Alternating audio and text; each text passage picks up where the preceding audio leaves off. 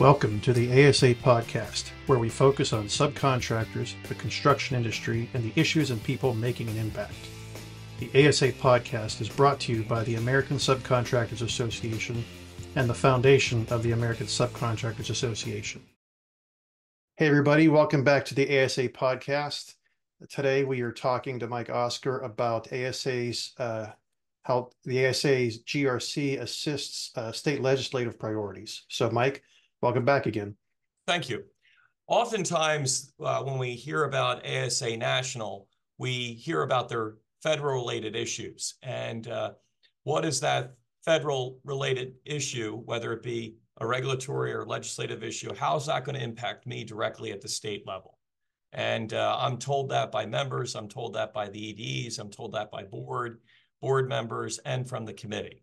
So what we try to do is offer a lending hand to the individual state chapters that might be dealing with a state-related issue that we can offer some advice. Now, I want to be clear, I'm not registered to lobby in any of the 50 states except for one, and that is in Pennsylvania. Otherwise, at the federal level, I'm registered to represent anything that you were brought upon us at the federal level from our individual chapters to address. But at the state level, the only state that I can directly lobby is in Pennsylvania because I'm registered there. To be registered in all 50 states would be Herculean, so I'm not offering that. It's not that I'm not up to the challenge. It's just that that would be very difficult to find, and most of you are probably aware of that.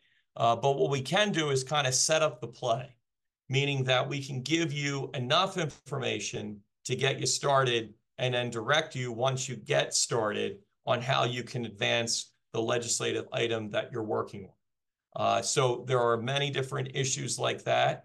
Also that I can give you examples of, but also at the federal level, we can set the precedent at 30,000 foot. So if we're successful at prompt payment at the federal level, that'll have a trickle-down effect. We can use that as a precedent for a state-related action that is similarly situated dealing with prompt payment, or we can do it vice versa. So, and we can also oftentimes copy the good piece of legislation in one state and perhaps use it in another state. For example, earlier today, I was in contact with our Iowa chapter, which is a new chapter to ASA, as they're dealing with retainage. And if it was not for the sweat equity and the tenacity and the grit of our ASA Colorado chapter, we wouldn't have a better piece of precedented legislation that we could use throughout the country than if not for Colorado. And I can say that because I worked with them. They do have their own lobbyist, a state lobbyist, who's phenomenal. Deb has done a brilliant job as the executive director, leading that chapter with her chapter's leadership, along with her legal counsel to ensure that they got good legislation passed from 10% retainage to 5% retainage.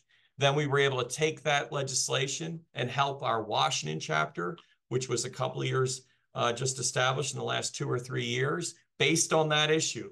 There was a chapter there that wanted to get together, was not an ASA chapter, but used retainage to really formalize their chapter. And so we took the sweat equity of Colorado, sent it a little northwest up to Washington State, and they were equally as successful. So when I talked to the Iowa chapter, like I mentioned earlier today, I had good precedent to offer them as a reason to use that information.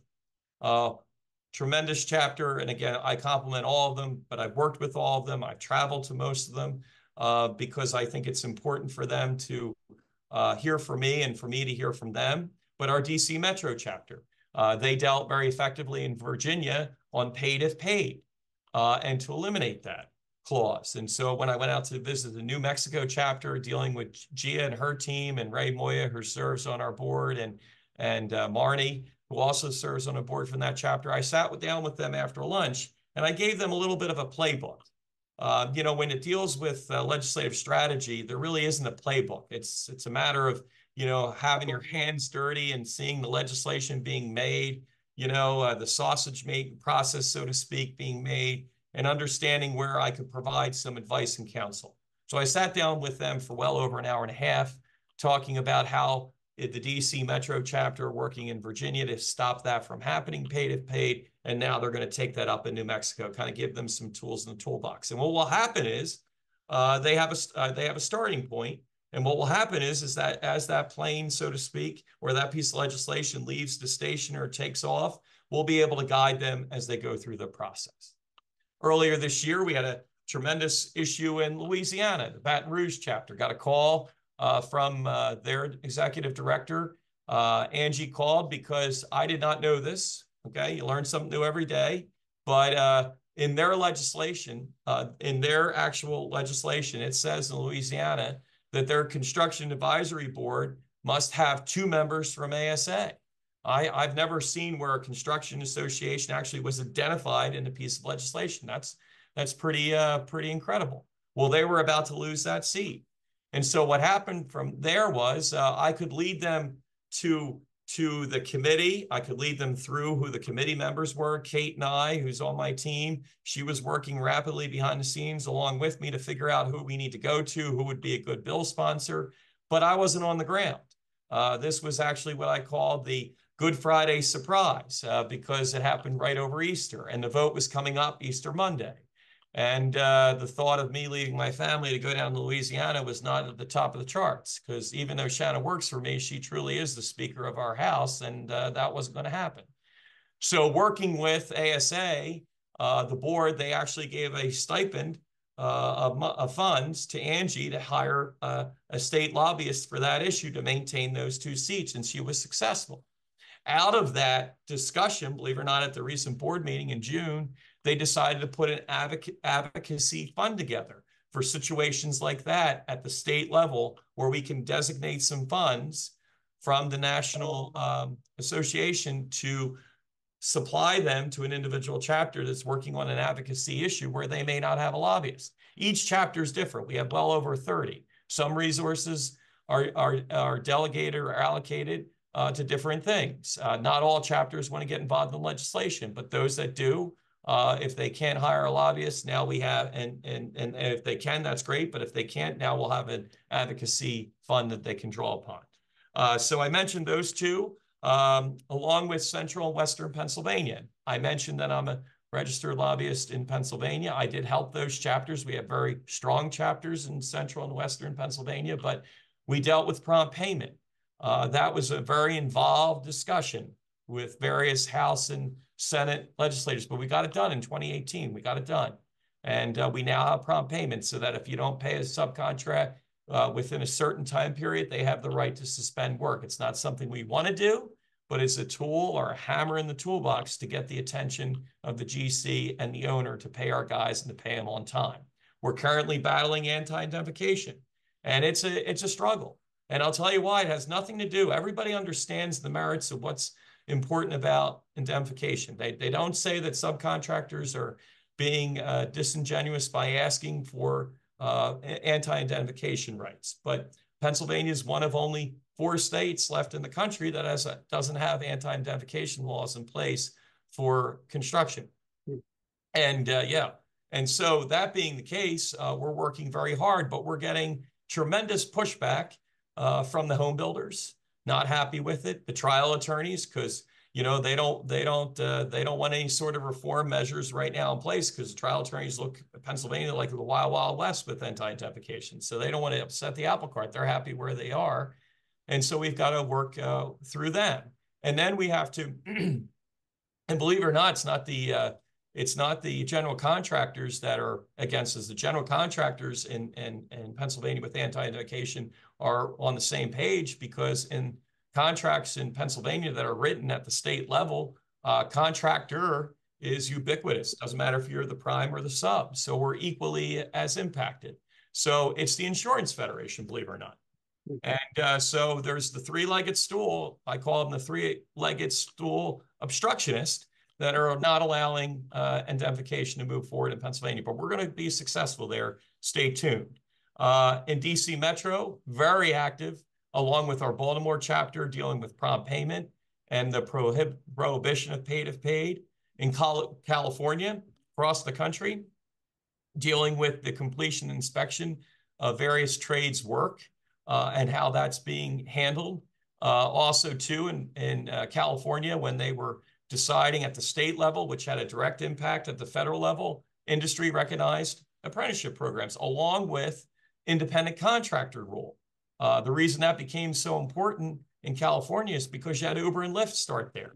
And a lot of their drivers are independent contractors. Well, that's going to have a ripple effect on how we classify employees. And so we had to look at that very closely, because when we had President Trump, no disrespect to President Trump and his administration, but they had a different interpretation of independent contractor rule. Believe it or not, that independent contractor rule went away. And then the Biden administration had another interpretation of the independent contractor rule. So we're constantly dealing with it. That's where it goes back, federal, states, like a ping pong, a yo-yo going back and forth, but we're learning from each other. So those are some of the examples that we work with the individual state chapters on, some very important state-related issues. I'll end with a good one. Trey, who is our now current chair of the Attorneys Council, for years tried to have retainage and prompt pay addressed, but specifically retainage addressed in Mississippi. And then he relocated to after 25 years of working on this. And then he relocated to Atlanta, Georgia. Well, I guess they found out that he relocated, because once he left to go to Georgia, Mississippi passed the law that he worked on. He had to work the phones from Atlanta back in Mississippi, but he got it done for his chapter. And those contractors there, we have a tremendous group. Lloyd does a phenomenal job. Everybody in Mississippi knows one another, so it's always interesting when they come up to Capitol Hill. But I guess that's what happens when you have a smaller state or a smaller population in a smaller state. But the reality is that there is another example of where we were able to share different pieces of legislation with different states, chapters, for them to be effective. Yeah, I mean, it's really indicative of the strength of ASA as a national organization. Yes. Because we are really the sum of our parts, right? The chapters are so important, and so it's interesting how these national issues filter down to the states, and the states end up helping each other. It really is a powerful network.